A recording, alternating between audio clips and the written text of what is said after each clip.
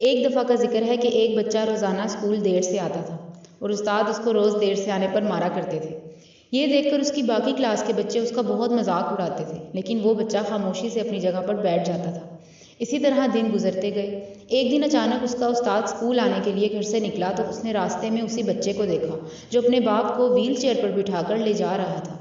उस्ताद ने उसका पीछा करना शुरू किया तो देखा कि वो बच्चा अपने बाप को करीबी किसी रिश्तेदार के घर छोड़ने जा रहा था और फिर इसके बाद भागा भागा स्कूल की तरफ रवाना हो गया। उस्ताद को अब उस बच्चे के देर से आने की वजह मालूम हुई कि वो रोज़ाना अपने बाप को किसी के घर छोड़कर फिर स्कूल जाता था, क्योंकि घर में उसके अलावा उसके बाप की देखभाल करने वाला कोई नहीं था। ये देखकर वो अपने किए पर बहुत शर्मिंदा हुआ कि उसने उसकी असलियत जाने बगैर उसे रोज़ाना मारा और उससे एक दिन भी देर आने की वजह ना पूछी। उस दिन जब वो बच्चा स्कूल आया तो खामोशी से नज़रें नीची करके अपने हाथ उस्ताद की तरफ बढ़ा दिए ताकि वो उसके हाथ पर डंडा मारे।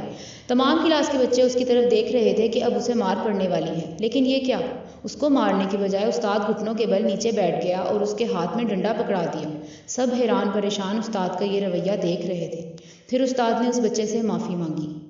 तो बच्चों, आपने इस कहानी से क्या सीखा?